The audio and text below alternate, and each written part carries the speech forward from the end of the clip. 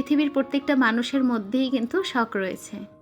কেউ সেই শখগুলো পূরণ করতে পারে, আবার কেউ আর্থিক দিক দিয়ে এবং কেউ পরিস্থিতির সংকটে পড়ে সেগুলো পূরণ করতে পারে না।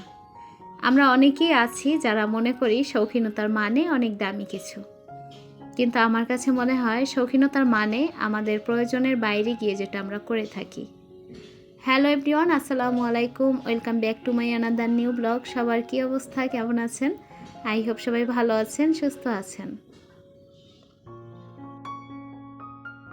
আজকের ভিডিওর টাইটেল দেখে অনেক আপুরাই কিন্তু বুঝে নিয়েছেন যে আজকের ভিডিওটা ঠিক কী নিয়ে।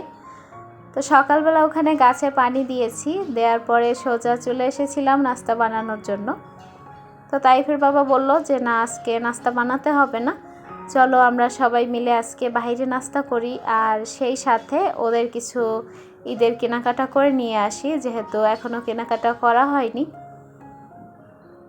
তো আমি বলছিলাম যে প্রত্যেকটা ঈদই কেন কিনতে হবে, এই তো রমজানের ঈদই কেনাকাটা হয়েছে, আর ওইগুলো কিন্তু সবগুলো রয়ে গেছে, পড়া হয়নি।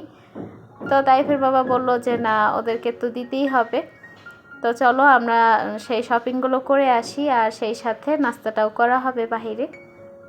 তো আমি বলছিলাম আমি কোনো কিছুই কিনবো না, আর আমার এই কেনাকাটার প্রতি নিজের জন্য যে ড্রেস কেনা, এগুলোর প্রতি না কেন জানি না কখনো কোনো ইচ্ছে হয় না। আমার সবসময় ইচ্ছে করে আমি সংসারের জন্যই কোনো কিছু কেনাকাটা করব, এছাড়া আমার নিজের জন্য কখনো কোনো কিছু ইচ্ছা করে না। যাই হোক, এখানে কিন্তু কিছু মেয়েদের কিউট কিউট ড্রেস দেখছিলাম, ড্রেসগুলো খুব সুন্দর ছিল, ইচ্ছে করছিল কিনে নিয়ে আসি বাসায়, যেহেতু আমার মেয়ে নেই, তো ওগুলো কিনে নিয়ে কী বা করব।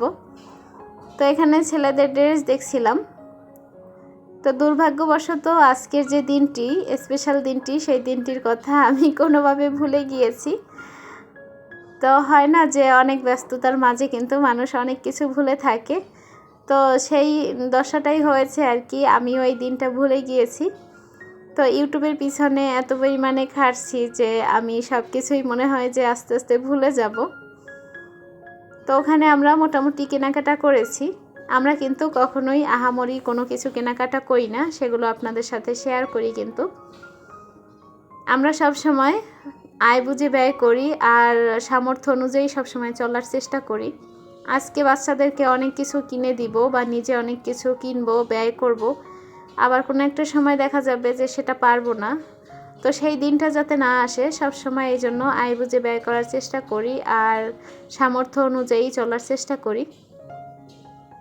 তো মোটামুটি কেনাকাটা করে তারপর হচ্ছে এই তো এখানে মার্কেটের উপরে একটা রেস্টুরেন্ট আছে, সেখানেই আমরা কিন্তু খাওয়া দাওয়া করে নিচ্ছি। তো খাওয়া দাওয়া শেষ করে তারপর সোজা বাসায় চলে আসলাম। তো আজকের দিনটি যেহেতু আমি ভুলে গিয়েছি, তো তাইফের বাবা অনেকভাবে চেষ্টা করেছিল, কিন্তু কোনোভাবেই আমার মনে পড়ছিল না। তো যখন দুপুরবেলা রান্না করতে আসলাম, বাহির থেকে আসতে আসতে কিন্তু অনেকটা দেরি হয়ে গেছিল। তো আসার পরে আমি যখন রান্না করতে আসছি, তো তাইফের বাবা বলল কি যে তুমি দুপুরে রান্নাটা করো না, তার থেকে আমরা আজকে দুপুরেও বাহিরে খাই। তো আমি বলছিলাম না, কেন এত বাহিরে খাবো, এত টাকা কেন নষ্ট করব। তো পরে বলছে যে দেখো সবসময় তো নষ্ট করি না, আজকে একটু বাহিরে আমরা খাই। তো পরে বলছি না, সকালবেলা খাওয়া হয়েছে আর কেনাকাটা হয়েছে, এখন আর বাহিরে খেতে হবে না, তার থেকে আমি রান্না করি।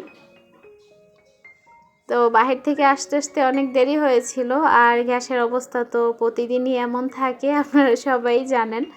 ইদানিং গ্যাসে এত পরিমাণে সমস্যা করে যে রান্না করে খাওয়ার মতো অবস্থা থাকে না। তো এখানে ঝটপট করে আর কি চিকেন রান্নাটা করব। গতকালকে মুরগি নিয়ে আসছিল বাজার থেকে, তো মুরগিটা দেখে বলছিলাম কি যে তুমি পাকিস্তানি মুরগি কেন কিনলে। তো পরে তাইফের বাবা বললো কি যে ওটা পাকিস্তানি মুরগি না, ওটা দেশি মুরগি, কারণ ব্রয়লার মুরগি কিন্তু বেশি খাওয়া হয়, আর বাচ্চাদের ব্রয়লার মুরগিটা বেশি পছন্দ হয়, যেহেতু ওটা নরম থাকে সেই জন্য। তো ওগুলো খেতে খেতে হয় কি একসময় একঘেয়েমি ধরে যায়। তো যাই হোক, সেই দেশি মুরগিটাই এখানে রান্না করে নিচ্ছি। আজকে যেহেতু বিশেষ একটা দিন, আর এই বিশেষ দিনে আমি কিন্তু আপনাদের সাথে আহামরি কোনো কিছুই শেয়ার করতে পারছি না।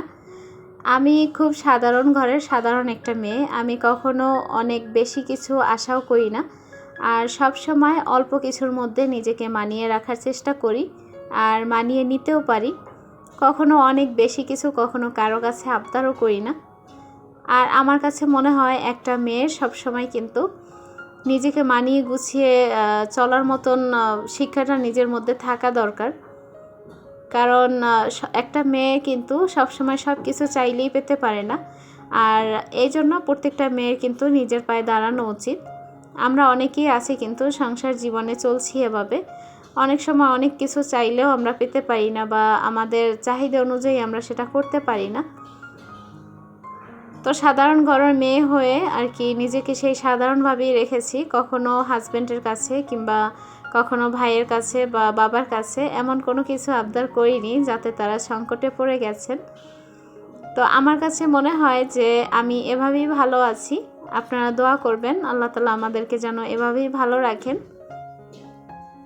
তো আল্লাহ তাআলা এমন একজন জীবনসঙ্গী দান করেছেন যাকে নিয়ে এই যে বছরগুলো পার করেছি অনেক ভালো আছি, অনেক সুখে আছি।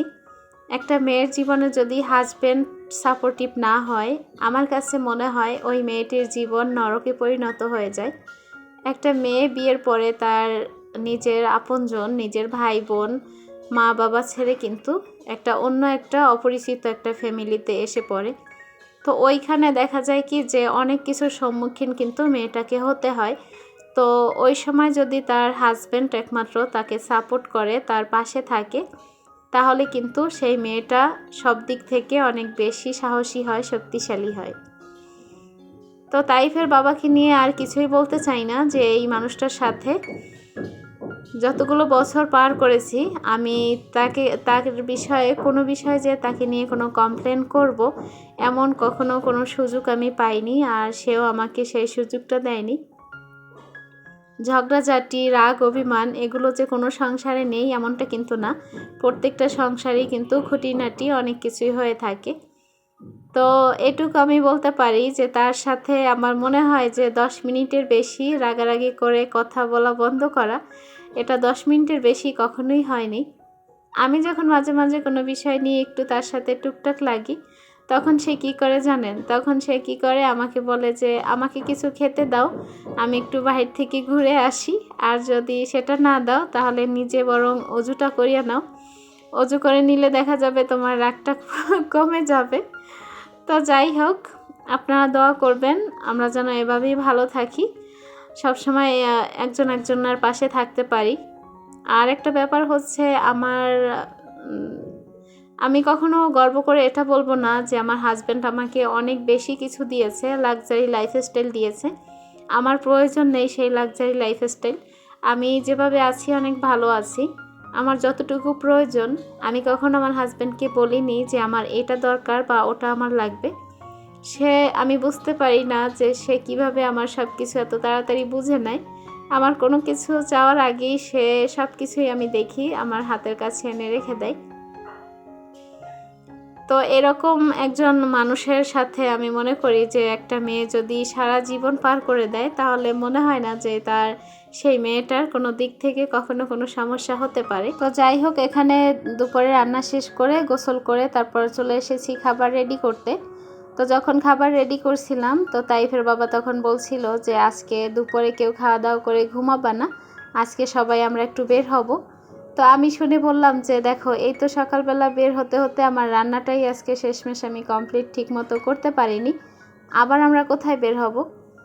তো তাইফের বাবা বলল কি যে দুপুরে খাওয়া দাওয়া শেষ করে আমরা একটু ঘুরতে যাব, তো আজকে ঘোরাফেরার তালেই থাকবো, আর তোমার জন্য সারপ্রাইজ আছে। তো এটা শোনার পরে বললাম যে আমার জন্য আবার কি সারপ্রাইজ আছে? সকালে তো আমাকে ড্রেস কিনে দিয়েছো। তো পরে বললো যে না, সারপ্রাইজটা সারপ্রাইজই থাক। তবে আমার কাছে মনে হয় কি জানেন, আপনাদের কাছে হয়তো বা মনে হবে যে এটা কি কোনো সারপ্রাইজ হলো। তবে আমি যেহেতু খুব সাধারণ ঘরের একটি মেয়ে এবং সাধারণ ঘরের বউ, তো আমার কাছে সারপ্রাইজ জিনিসটা হলো যদি কেউ ভালোবেসে আমাকে এতটুকু কোনো কিছু এনে দেয়, সেটাই আমার কাছে সারপ্রাইজ মনে হয়। আর সেটা সে কতটুকু ভালোবেসে আমাকে দিয়েছে সেটাই হচ্ছে বড় কথা। তো ওখানে দুপুরের খাওয়া দাওয়া করে আমরা বিকেলে আর বের হতে পারিনি, প্রচুর পরিমাণে বৃষ্টি ছিল। তো মনে করছিলাম যে আর বের হওয়া হবে না। তো তাইফের বাবা সন্ধ্যার পরে বললো যে চলো আমরা বাইরে যাই, একটু ঘুরে আসি। তো আমার মাথায় কাজ করছিল না যে কেন এমন করে। তো পরে দেখলাম যে আমাদেরকে নিয়ে সে বনানী স্টার কাবাবে নিয়ে গেছে ওখানে ডিনার করানোর জন্য। তো ওখানে গিয়েই আর কি আমাকে বলল আজকে দিনটির কথা। আমি খুব লজ্জাও পেয়েছি কথাটি শোনার পরে। তো এই যে ডিনারটা, এটাই ছিল আমাদের আর কি বিবাহবার্ষিকীর সারপ্রাইজ।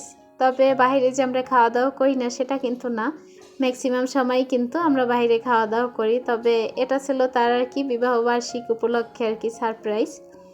তো আমার কাছে সারপ্রাইজের মানে কিন্তু আহামরি কোনো কিছু না, সে যত ছোট কিছুই হোক না কেন আমার কাছে সেটা অনেক বেশি স্পেশাল মনে হয়। তো এখানে আর কি সবাই মোটামুটি খাওয়া দাওয়া করে নিয়েছি। আর ছেলে হচ্ছে সকালে পায়া খাওয়ার কথা বলছিল, সেটা কোনোভাবে পাচ্ছিলাম না বাইরে। তো এই জন্য ছেলের সেই শখ পূরণ করলাম আর কি। তো এই তো ছিল আমার আজকের ব্লগ, আশা করছি আপুদের কাছে ভালো লাগবে। তো দেখা হচ্ছে নেক্সট কোনো ব্লগ নিয়ে, সেই পর্যন্ত সবাই ভালো থাকবেন, সুস্থ থাকবেন, আমাদের সবার জন্য দোয়া করবেন। আল্লাহ হাফিজ, আসসালামু আলাইকুম।